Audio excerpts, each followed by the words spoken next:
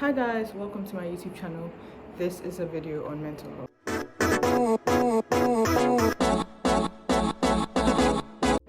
Hi, I just want to ask how you're doing, and I hope you're doing well. If you're not doing well, I wish you the very best. Take all the time you need to recharge, and I hope it gets better.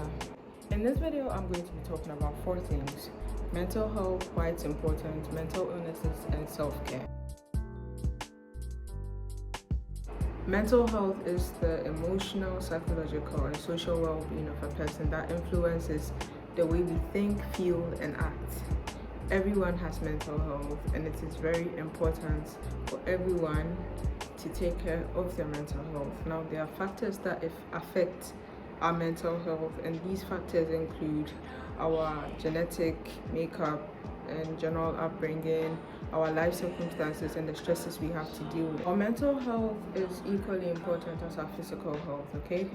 The same way we go to the hospital when we have a sprained ankle or a tummy ache or something like that, it's the same way when we are not in a good place mentally, we have to seek help so that we can function better, okay? So direct the same energy to mental health. There are a lot of stereotypes and stigmas that come along with the whole topic of mental health, and that is why a lot of people are not generally open about talking about their mental health with other people, because there's this notion that once you're talking about your mental health, it's probably because you're trying to seek attention or provide for other people's sympathy, or just a mad person. Yeah, there's some people that think if you are in a bad mental state, it just means you are not correct. Sorry. Yes, but some people think that. So for some very weird reason, yeah, some people think mental health is mental illness. Once you have a problem with your mental health, it means you have a mental illness, or it means you're running mad or something like that. And I'm here to tell you that they are not the same, okay? Mental health is a really broad topic, and mental illnesses just happen to be one of the subtopics under mental health. Okay, so I'd like you to think of mental health as, let me say, a staircase, okay? Now, everyone has mental health, so we are all walking up and down the stairs. Some people are at the high points of the staircase where they have really positive mental health. This is where they are content, they are thriving, they're feeling fulfilled, everything. And then at the low points of this staircase, this is where there's bad mental health, okay? This is where you experience the mental disorders, the anxiety disorders, depression, and now everyone is maneuvering their way through life. And since we keep ascending and descending, our mental health keeps improving and declining. That's just how it works. Sometimes you're good, sometimes you're bad, sometimes you're just just in the middle of everything. But that doesn't mean the fact that you feel sad or the fact that you have low points in your mental health, it doesn't necessarily mean that you have a mental illness. Do you understand where I'm coming from? When a person consistently experiences low points of their mental health, that is when it can develop into a mental illness, like a personality disorder, like a psychotic disorder, stuff like that. But experiencing depression and anxiety is very human, okay? There are times in our life when it just isn't good, but that doesn't make it a mental illness. People who have to deal with mental illnesses are not less than people who do not have to deal with mental illnesses. Okay, so I'm going to make this comparison to physical health, okay? So the same way, there are certain people, yeah, when they get headaches, they just have to sleep it off. All they have to do is just, sleep sleep, and the next time when they wake up they're perfectly fine. And there's certain people that when they have headaches they have to take pills and do some home remedies before like it vanishes.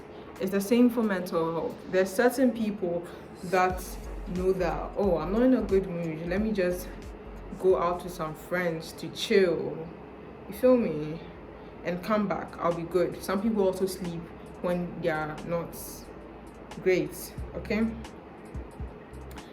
And there's other people that do need medication, and there's other people who need to seek intense therapy and intense care and stuff like that for their mental health related problems.